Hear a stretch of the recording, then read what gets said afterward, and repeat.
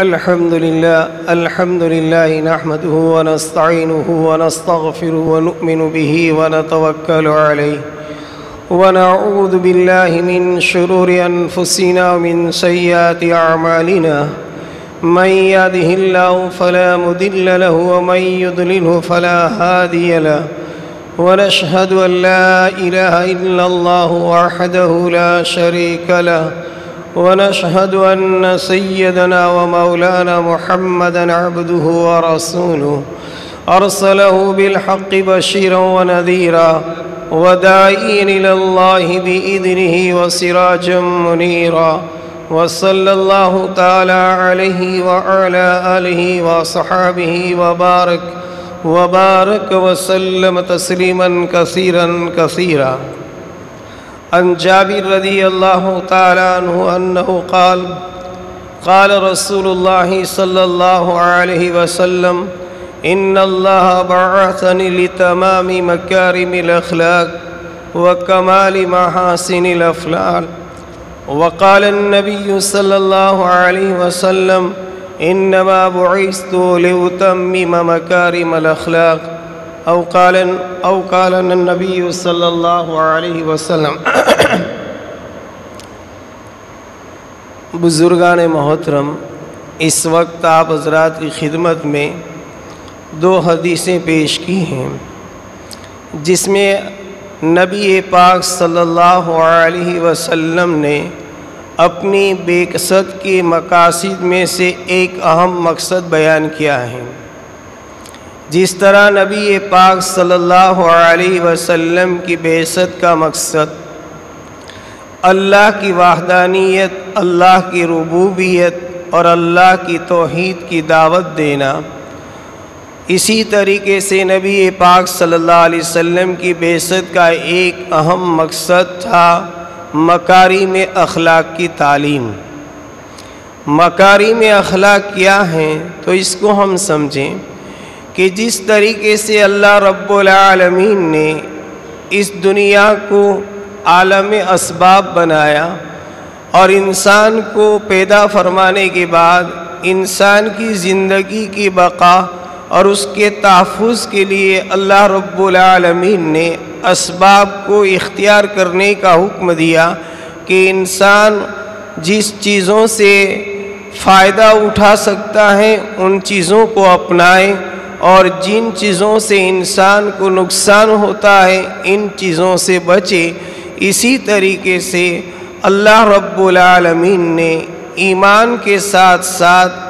اچھے اخلاق کا انسان کو حکم دیا کہ وہ اپنی زندگی میں اپنائے. جس طرح انسان عالم اسباب میں اسباب کو اختیار کرنے کے بعد زندگی کی بقا اور تحفظ کر سکتا ہے، اسی طریقے سے انسان کے اندر انسانیت باقی رہے اس کے لیے ایمان کے ساتھ ساتھ عمدہ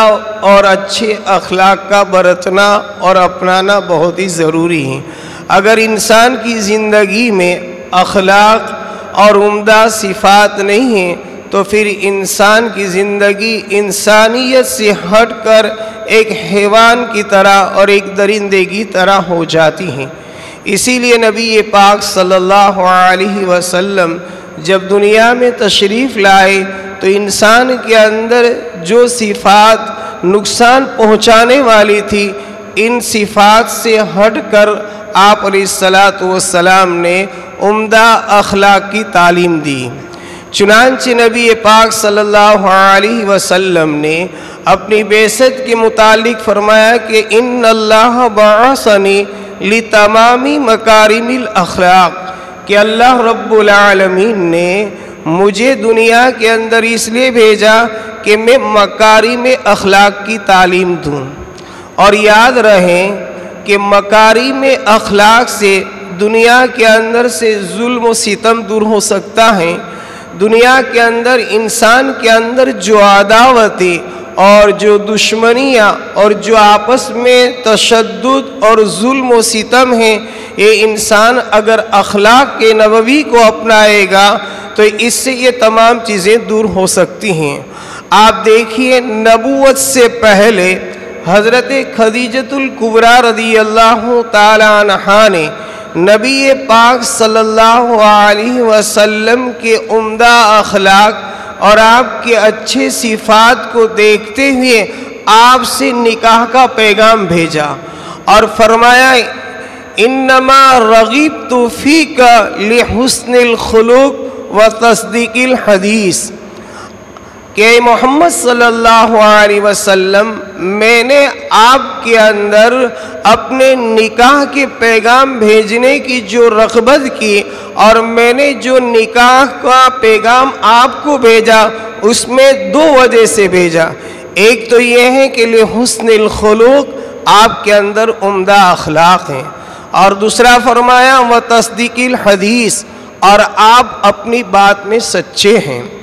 چنانچہ حضرت خدیجۃ الکبریٰ رضی اللہ تعالی عنہ مکۃ المکرمہ کی وہ پاک باز اور طاہرہ خاتون ہیں کہ مکۃ المکرمہ میں دور جہالت میں بھی آپ کو طاہرہ کے نام سے یاد کیا جاتا تھا۔ اللہ رب العالمین نے آپ کو دولت اور مال بھی عطا فرمائے تھے، اور ساتھ میں یہ کہ آپ کی زندگی کے اندر عفت، پاک دامنی اور طاہرہ جیسے عمدہ صفات تھی۔ جب نبی پاک صلی اللہ علیہ وسلم کو ملک شام تجارت کے لیے پارٹنرشپ بنا کر بھیجے گئے تو حضرت خدیجہ کا غلام آپ کے ساتھ تھا۔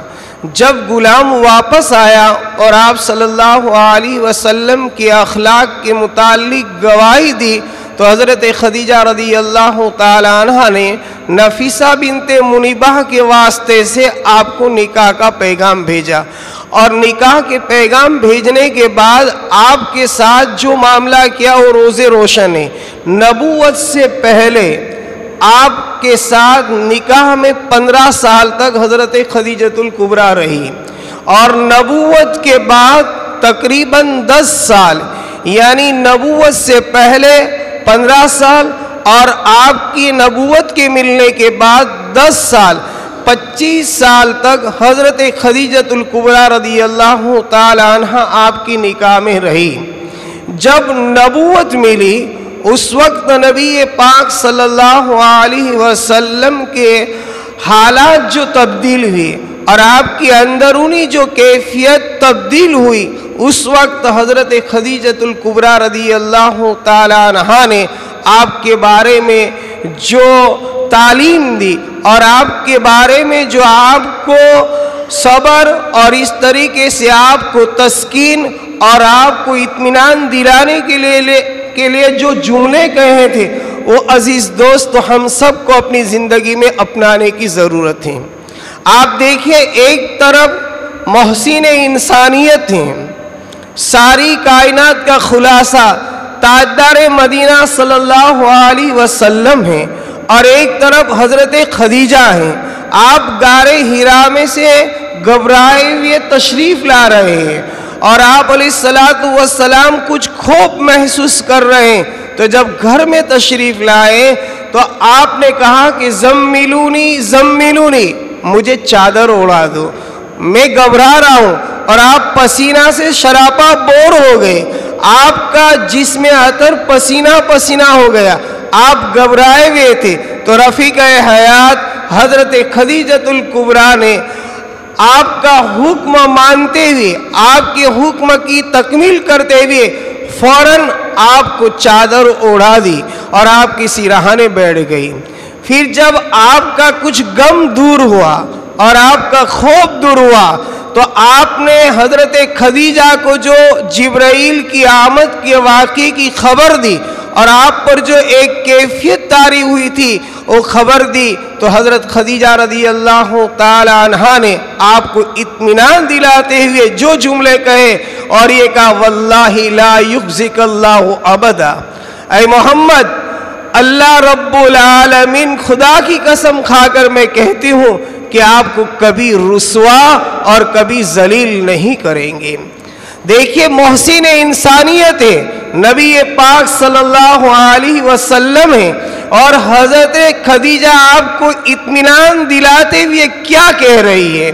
کہ मोहम्मद सल्लल्लाहु अलैहि वसल्लम जिस अल्लाह ने आपको दुनिया में मबूस किया है और जिसकी वजह आपकी वजह से ये दुनिया बनी गई है, और आप जो अभी घबरा रहे हैं तो वल्लाहि ला युखज़िकल्लाहु अबदा, आपको अल्लाह कभी रुसवा नहीं करेंगे, कभी आपको अकेले नहीं छोड़ेंगे, कभी आप पर कोई हुस्न मलाल तारी हो ऐसा कोई भी अमल आपका जिंदगी में नहीं होगा। क्यों? इसलिए कि आपकी सिफात क्या है। फिर हजरत खदीजतुल कुबरा ने आपके सिफात गिनाए और फरमाया कि मोहम्मद सल्लल्लाहु अलैहि वसल्लम सबसे पहले आपकी सिफत जो है इन्नका लतसीलुर रहीम, आप रिश्तों को जोड़ने वाले हैं, आप ताल्लुकात को जोड़ने वाले हैं, आप अक़रीबा को जोड़ने वाले हैं। और दूसरा जुमला फरमाया तस्दुकुल हदीस, और आप जब जुबान से जो भी जुमला निकालते हैं आपकी जुबान से सही और सच्चा जुमला निकलता है। और तीसरे नंबर में फरमाया व तहमिलुल कल, और ऐ मोहम्मद सल्लल्लाहु अलैहि वसल्लम आप बेसहाराओं के सहारा हैं, आप बेयारों मददगार के मददगार हैं, आप लोगों की इयानत करते हैं, मदद करते हैं। और चौथे नंबर में फरमाया व तक़सीमुल मादूम, और ऐ मोहम्मद सल्लल्लाहु अलैहि वसल्लम आप उन लोगों के लिए जिनके यहाँ पर खाने पीने का नज़्म और इंतज़ाम नहीं है और जिनके यहाँ पर कोई रहाइश का ठिकाना नहीं है, इनके लिए आप खुद कमा कर इनकी मदद और नुसरत करते।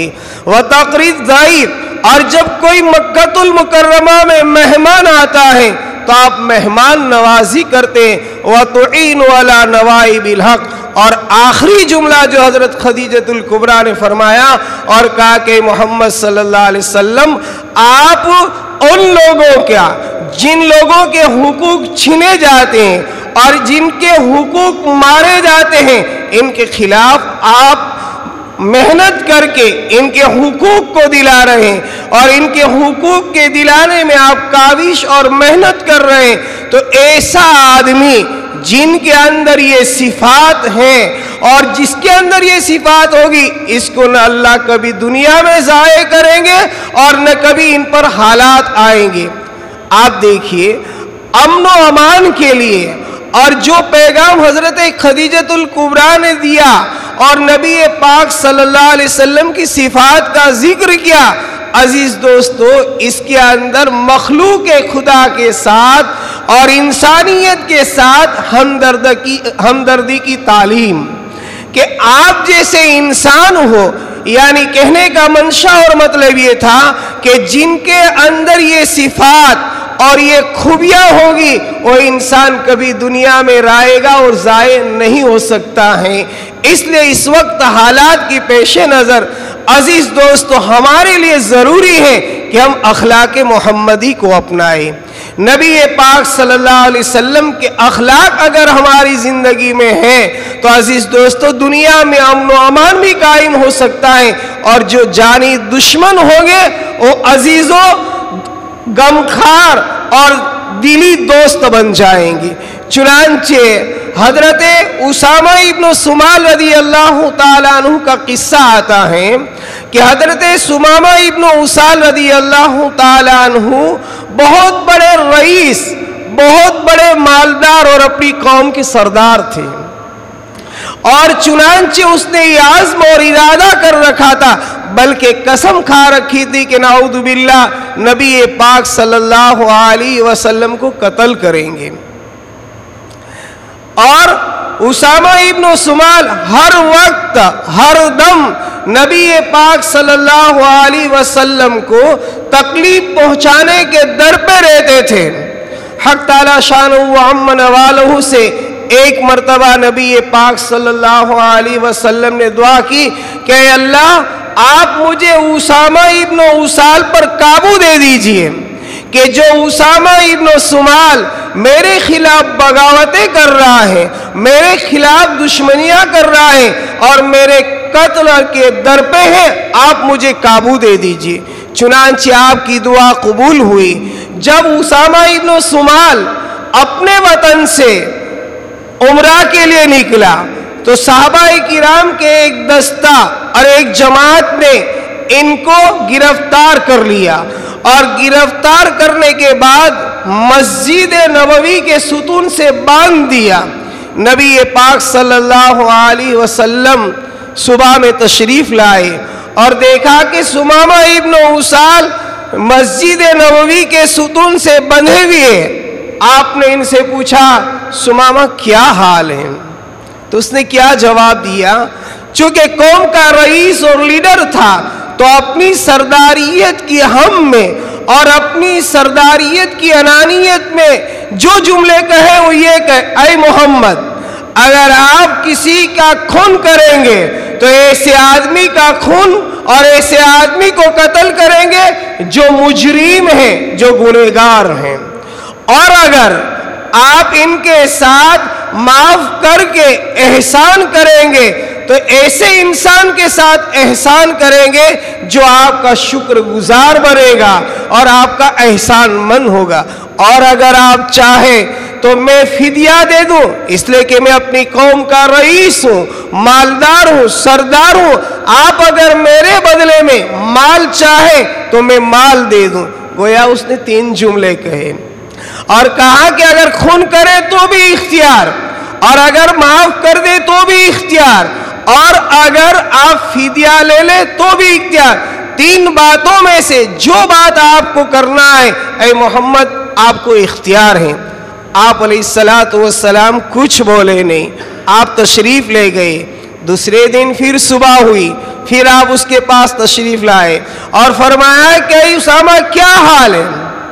تو کہا کہ محمد وہی جواب، اگر آپ کسی کا خون کریں گے، قتل کریں گے تو ایک مجرم گنہگار کو قتل کریں گے، اور احسان کریں گے تو جس پر احسان کریں گے یہ آپ کا شکر گزار بنے گا، اور اگر آپ دیت لینا چاہے، فدیہ لینا چاہے تو یہ دینے کے لیے تیار ہو۔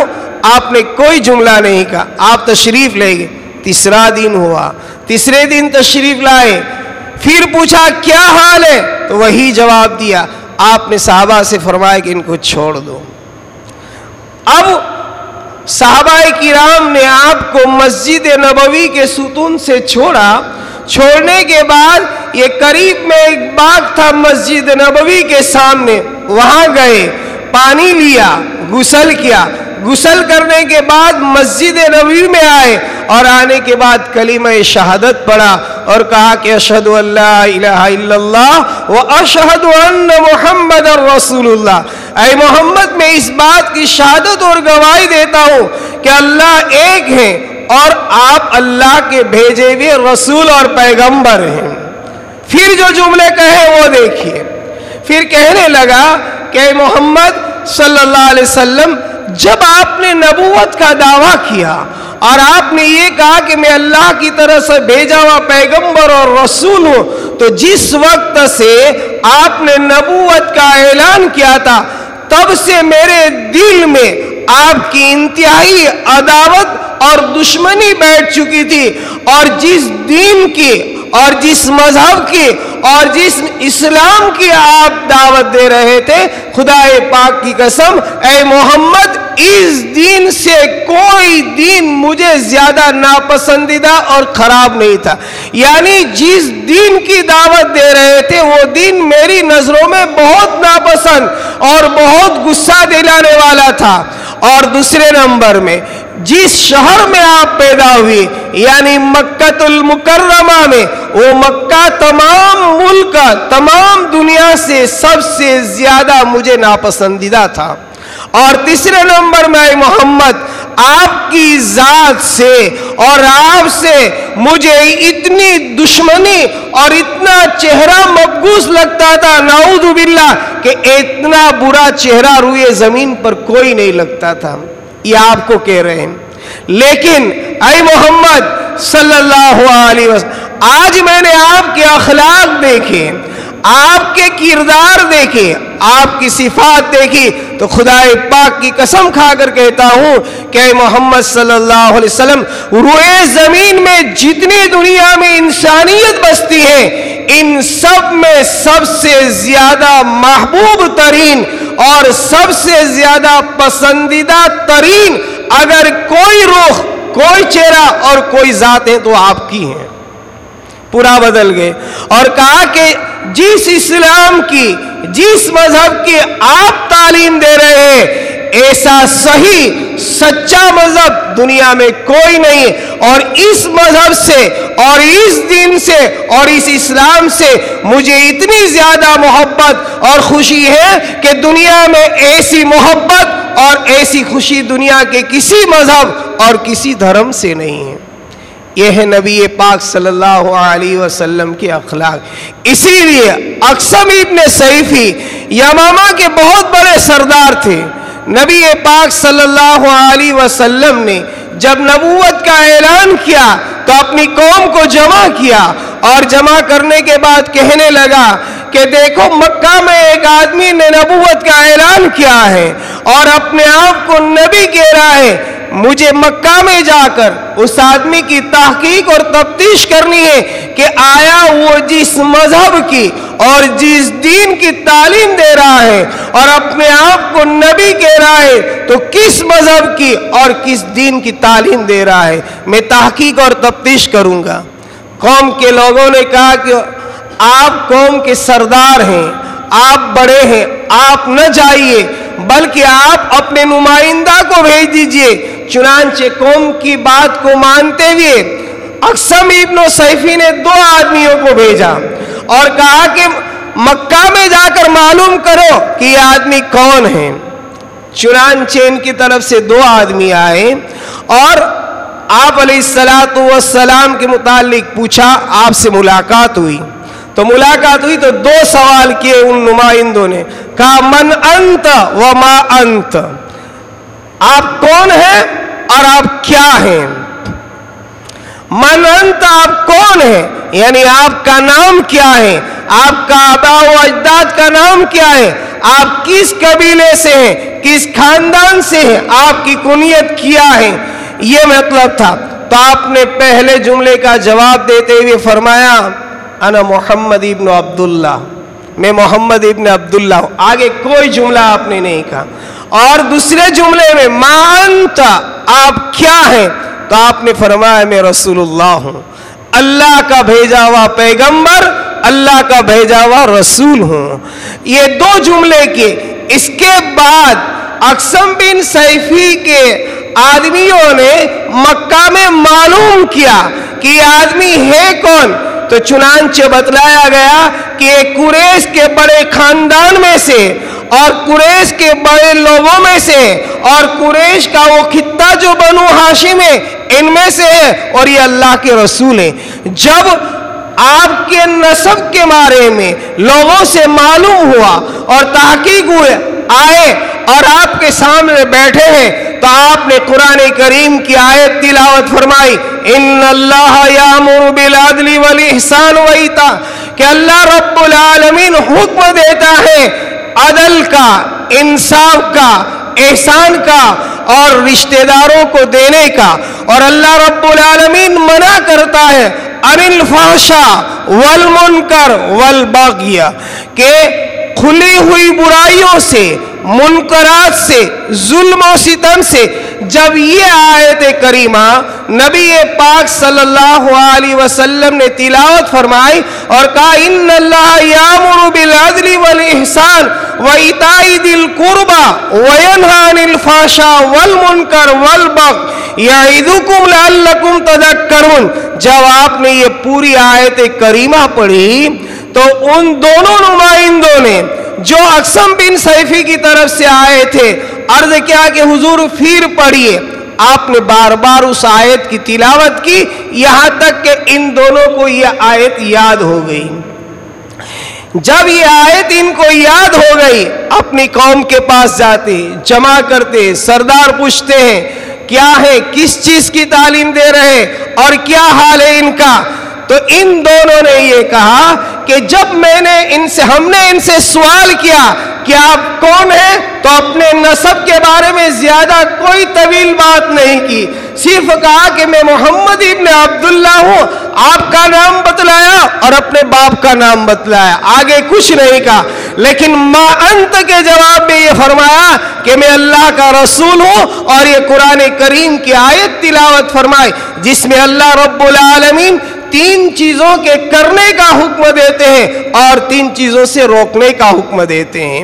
اور یہ عزیز و اتنی جامع آیت ہے کہ حضرت عبداللہ ابن مسعود فرماتے پورے قرآن کریم میں جس کے اندر اللہ رب العالمین نے پورے اسلام کی تعلیم دی ہو، پورے شریعت کے احکام کی تعلیم دی ہے، تو یہ آیت کریمہ سورہ نحل کی ہے کہ جس میں پورے شریعت کا خلاصہ اور نچوڑ ہے. اسی لیے اسلاف کا اور اکابر کا یہ طریقہ اور معمول رہا ہے کہ قرآن کریم کی اس آیت کو برابر جمعہ کی خطبے میں پڑھی جاتی ہیں، اور خطبہ کے اندر تکمیل کے لیے اسی آیت کو پڑھا جاتا ہے. جب یہ آیت کریمہ اقسم ابن سیفی کے سامنے پیش کی تو انہوں نے کہا کہ اے میری قوم، آپ لوگ اسلام میں جلدی سے داخل ہو جاؤ. انشاءاللہ بعد میں اس پر بات کریں گے. اللہ رب العالمین ہمیں نبی پاک صلی اللہ علیہ وسلم کے اخلاق پر چلنے کی توفیق عطا فرمائے. وآخر دعوانا الحمدللہ.